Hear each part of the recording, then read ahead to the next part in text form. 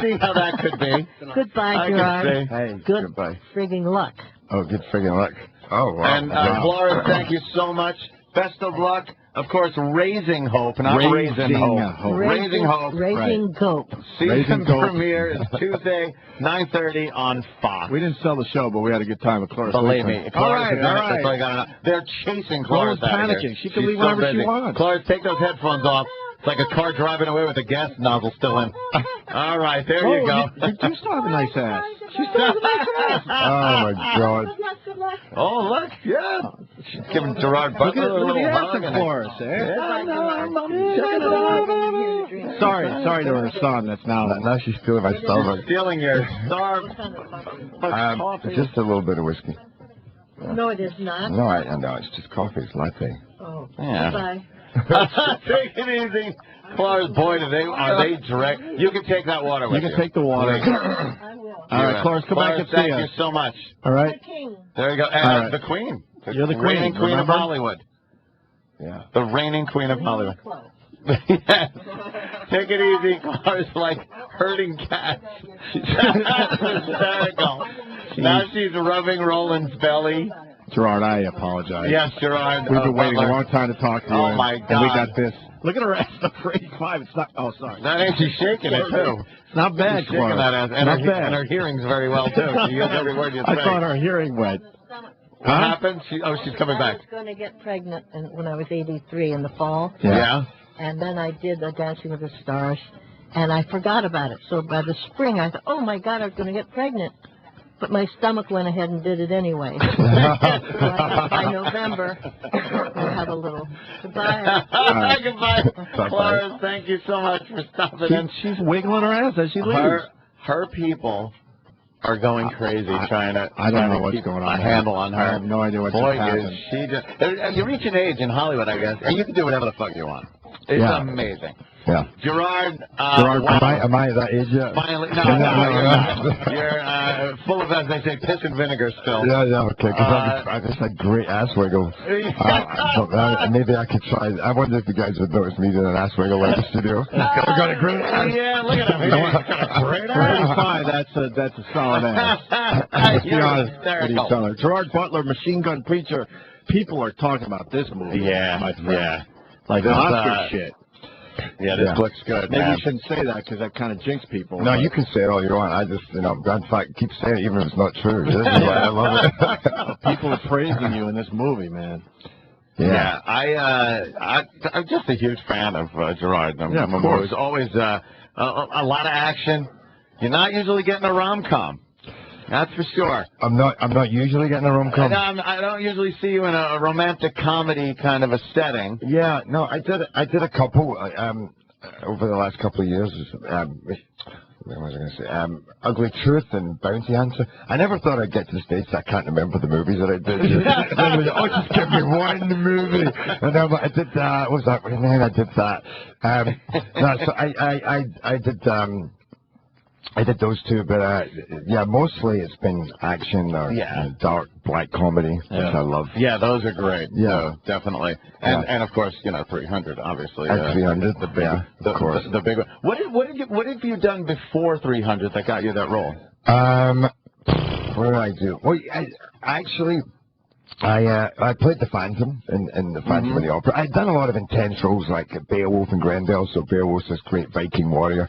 But in actual fact, I did a movie called Dracula 2000, and Joel Schumacher, Joel Schumacher, who directed Phantom, had always said that he'd seen me in Dracula, and it kind of went, that's the guy I want to play Phantom. So it was this kind of intensity, and I think that when I met Zack Snyder, who directed 300, that's what he said, I need that grill, that warrior. Did you have an idea of what 300 was going to look like when you went into to take the part? Because it had such a magnificent look to it. Yeah, that's what killed me. Is I had a great meeting with the director. Then I went to meet the producers, and they had spent like $500,000 for one day's filming to do a mock-up to show Warner Brothers this is what this movie would look like.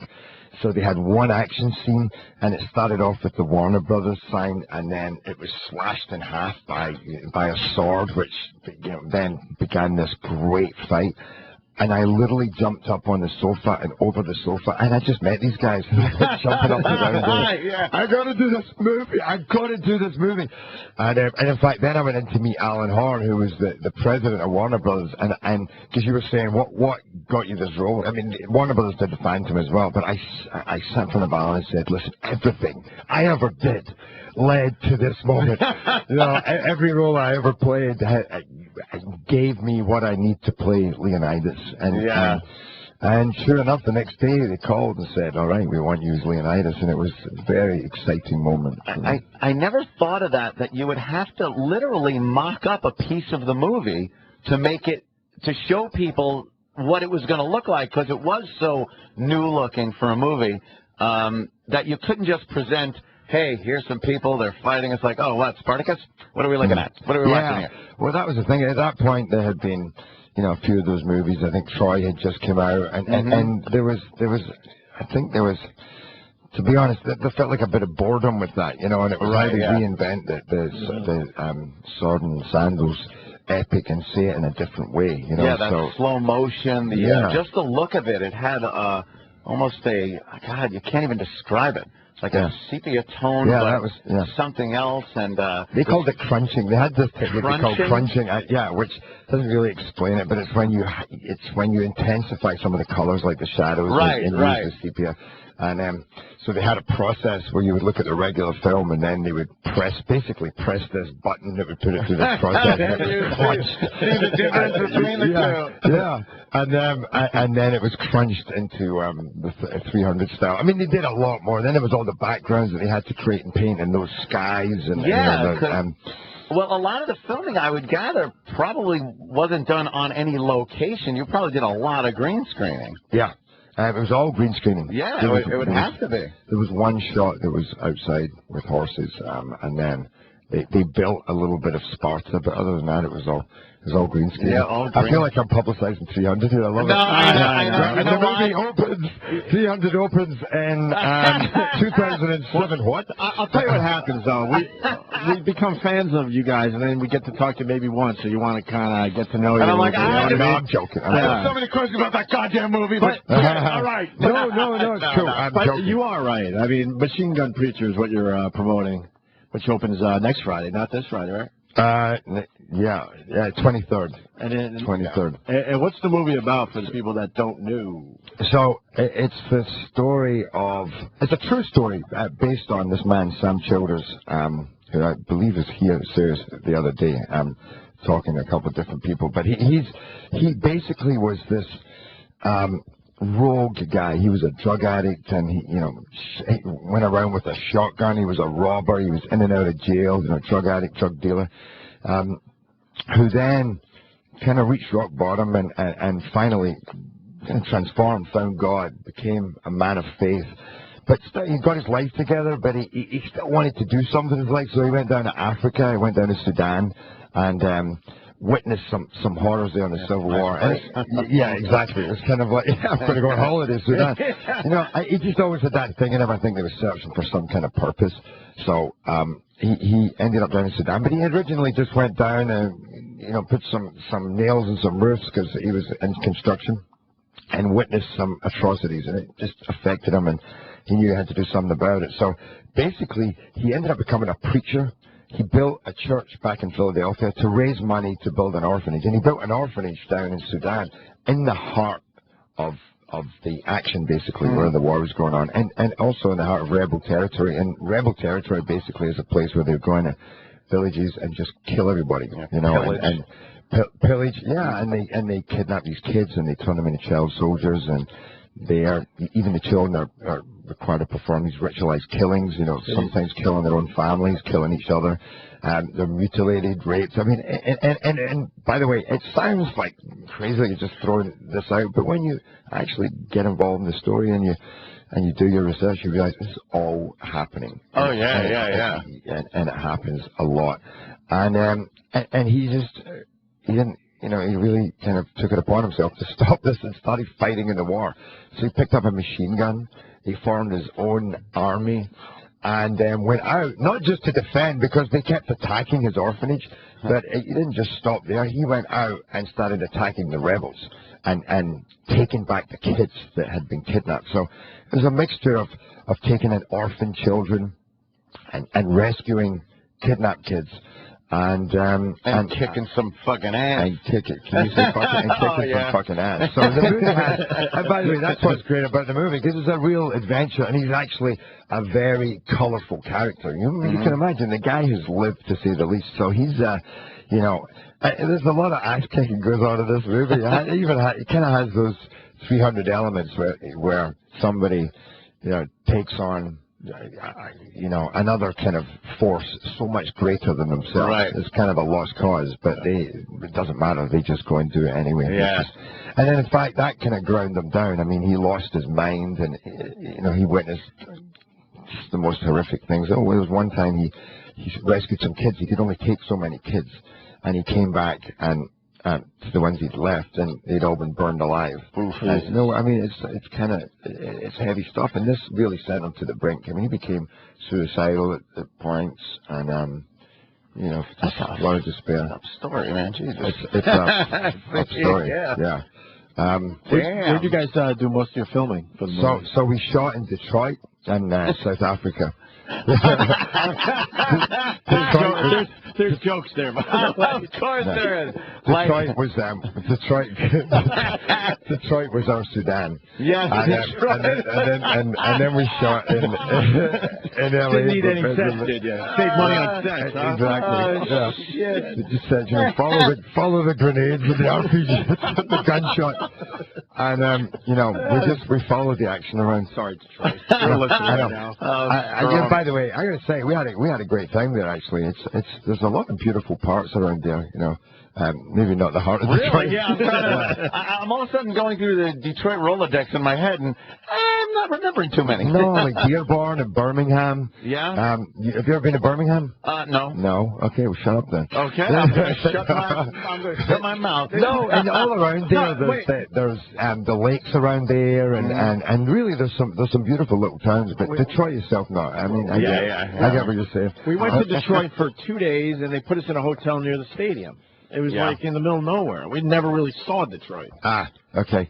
Well, then from the airport to the hotel, that was it. I've seen it on the TV. Yeah, certainly. I gotta say, in the first week, we saw a burning car on the side of the freeway. And we were all, it was hilarious. This car just in flames. We didn't know was there somebody in there.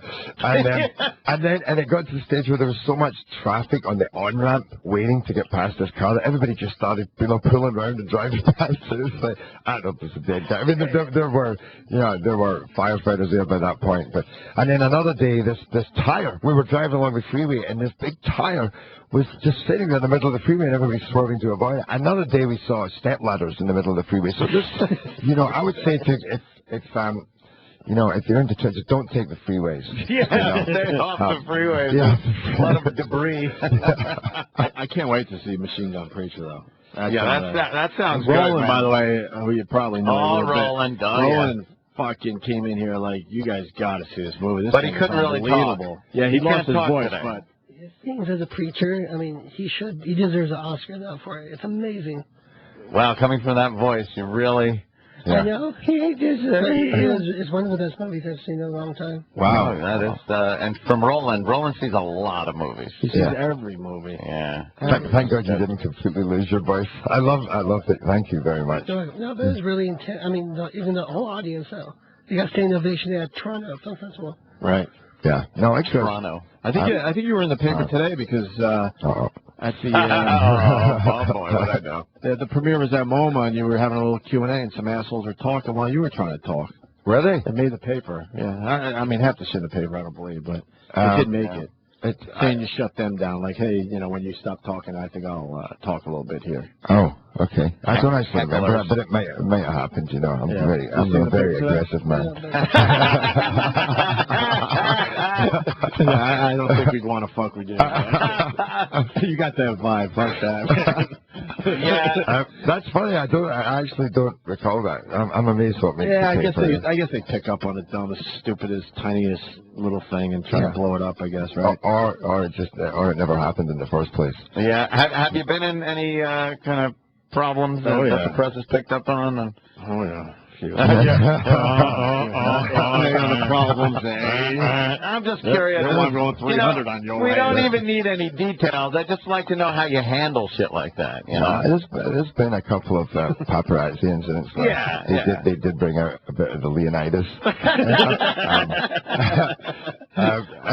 Push him into a pit. I still have a problem with a bone in my toe from kicking a guy's car, which I'm like, why was I kicking his car? I mean, I did a couple of other things too as well, but one of them was kicking his car, and it was just, we were going around in circles. It was actually Premiere Rock and Roll, and I was trying to get home. I fucking love Rock and Roll. It's a good movie. God damn, man. So I'm trying to get home. I'm having a party at my house, and I just moved to my house, and I just didn't want these guys to know where I lived. So, and then we ended up driving around in circles for 45 minutes with this guy chasing us, and then if he ever got behind, he was going through red lights, and I just. Yeah, I kind of lost it. Yeah, no shit. Yeah, but in saying that, and that's not even. I'm amazed what these guys get up to. But so I've had a couple of things, but generally I'm a good boy. I mean, I stay out of trouble. I was a hellraiser in my earlier days. I can kind of see that probably being sure. There's nothing wrong with that. Fuck it. No. There's nothing wrong with that. Fuck it. No, they're saying you got to go. What, busy guy? He's got a lot of interviews today, man. Huh? The View? Oh, you're going on The View. Hey. Oh, they got a heaven all over you. Oh, look who we got here, Gerard Butler. They're going to be dripping for you, Gerard. Sit next to me, sweetie. You hate when the old broads are like fucking getting wet over you? What, if she just watched an old broad shake her ass? There was something about Cloris Leachman, though, man. I'm telling you. That's hilarious. The movie, of course, Machine Gun Preacher opens in L.A. and New York next Friday. Right. Next Friday.